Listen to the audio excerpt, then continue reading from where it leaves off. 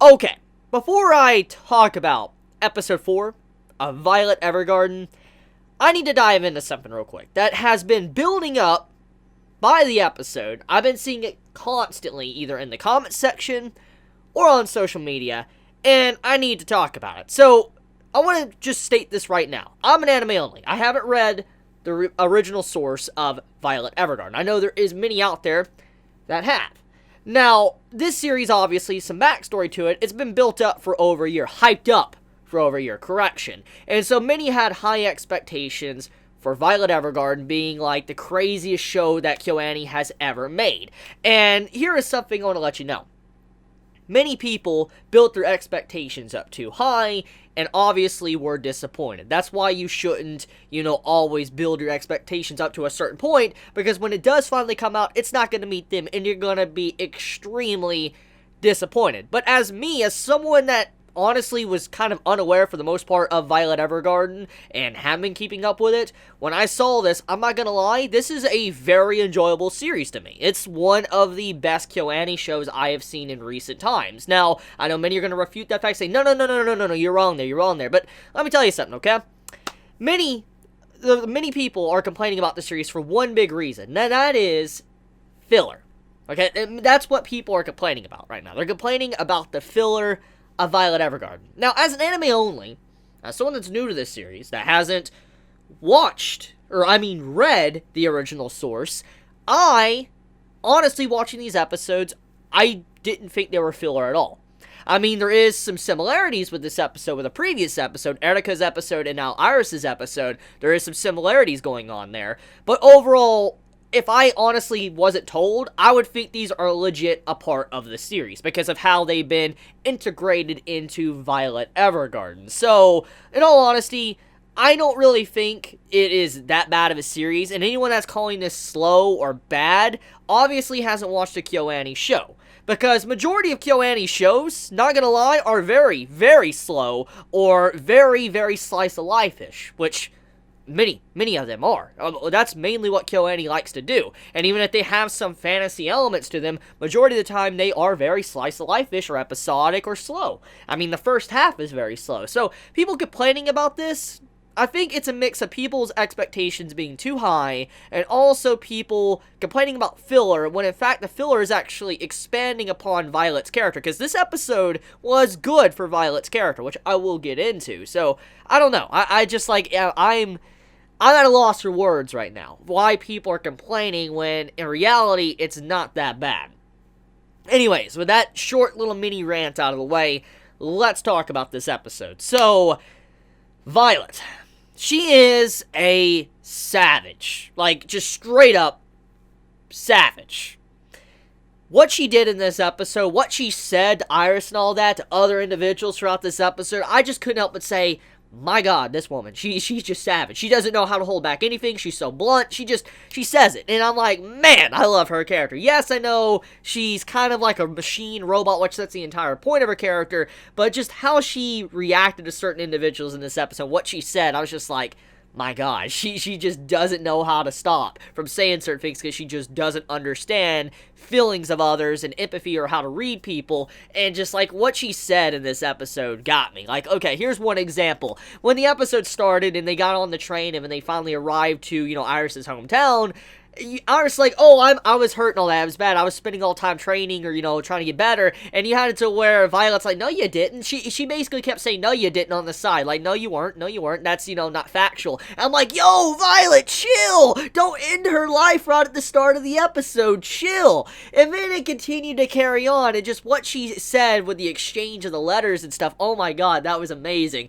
Like, when she went out of her way and gave a letter to the person that, she wasn't supposed to give it to, that was like, bro, Violet, like, you gotta know how to read the situation, okay? Sometimes there could be a complication between people. She obviously doesn't understand that, which we know. But the way she went about it, asked the mother, like she told me to send it regardless, I'm like, yo, Violet. And then, once everything was done, when she was talking to Iris and all that, once she got all upset and canceled the, the party, the birthday party, she was basically saying, so you're basically saying you confessed to your love, your feelings and all that, and he just threw you basically under the bus. I'm like, Violet, oh my god, stop ending her life throughout the episode. Like, please. And, I mean, it just got more and more, like, insane as it went on. And eventually it came to the point at the end of the episode where she's like, I expect that invoice very soon. And, you know, I am having to get paid and all that. I'm charging you. I'm just like, come on. Come on. My girl, Violet. Come on now. Just, like, chill. So, with that out of the way, though, let's talk about the important stuff, okay? So, this episode. Yes, there is a lot of similarities to the Erica episode. There is a lot. And in a way, when you compare the two, Erica's episode was more of her point of view and how she views Violet and kind of how the people around Violet is slowly starting to change her. Now, as a brief FYI, Erica and Iris are both anime original characters. They're not in the original source. The only reason how I know this is thanks to all the complaining from the original source readers, but also just people complaining about it in general. So, yeah, apparently these two characters are anime original. However, if I even didn't know that, I would think they were part of the series, because, you know, it fits with Kyo and Annie, and they have added to Violet's character quite a bit. So with the Erica episode, it's basically her point of view and how she viewed Violet. This episode is Iris viewing, Violet and how she views her and all that. And it's kind of how these characters are changing Violet as she hangs out around her. So, yeah, that's kind of the similarity there. But that's where it stops. Because this episode, yes, the concept of it, a rich girl or a girl in the city comes back to her country home and all that, and then her parents are saying, you know, why don't you set up shop here? Why don't you get married and all that? It's a standard story we have seen, not just in anime and manga, but in any form of literature. It's a common theme.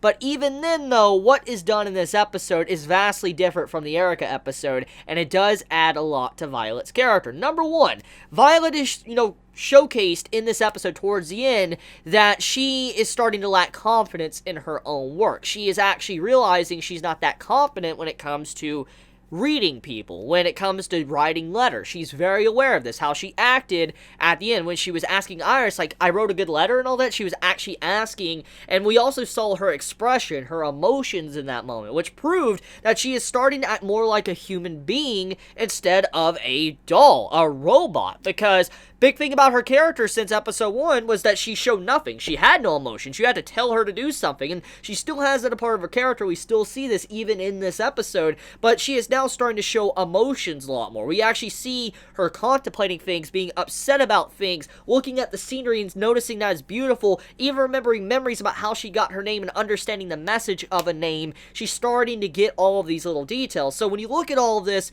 this is a very important episode. Many might say nothing happened. Many might say it's a boring episode. But in reality, this episode single-handedly is probably one of the most important episodes yet, even though majority of it was anime original. Who would imagine that? An anime original episode actually being this good and also expanding upon Violet's character. It boggles my mind why people are complaining about the series when this episode did a fantastic job with expanding upon Violet.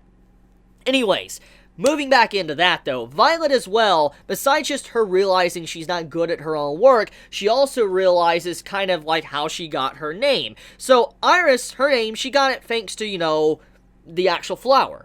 And that's why she was called that name. And Violet remembers how she got her name from the person she respects, the one that said, I love you. And that's her big objective, wanting to know why someone would say that. And she gets a little bit more clarification of what, I love you is in this episode from Iris and how complicated it could be, especially when she realizes what happened to Iris when she confessed her love and was rejected. She now knows probably what the Major probably felt like when, Violet never really answered in the first place. Now she realizes probably what feelings she left him on, and she's probably questioning the reason why is because that's why he hasn't tried to see her at all, because he's probably upset with her. That's what she's thinking. Regardless of us probably knowing that he is long gone and dead, she probably assumes that the reason why he hasn't really contacted her or seen her is very similar to what's going on with Iris. Iris doesn't want to see someone because that she got rejected. And probably, Violet's now thinking maybe the Major feels like he was rejected, and that's why he's not seeing her. That could be what's going on there, and that's probably what Violet realized.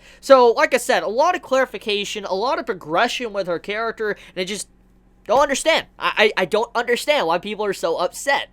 So, anyways, besides that, it's a very standard episode. I mean, We got more of Violet, basically not having common sense with certain things and reading people. She is starting to get better at it, especially with this letter. It's a lot better than her previous letter, so she is gaining a lot more knowledge and learning. But overall, though, she hasn't progressed a whole lot, but she is progressing. So that's about it. I want to end this video here. I just wanted to talk about that real quick because I'm sorry. I got in a rant because I was just a little bit angry how people are complaining about this when it's obvious just people built their expectations too high and then also not realizing this is what KyoAni normally does. And people that are probably KyoAni fans still not realizing that KyoAni does slow episodes or slow series. I don't know what to say to you. So I'm going to end it there. I love you guys. You have a wonderful, wonderful day or night wherever you live. If you enjoy my content, please subscribe. If you like this video, please leave a like. And if you want to get notified for whenever I upload a video, please click the bell icon down below. Please be safe. Chibi out.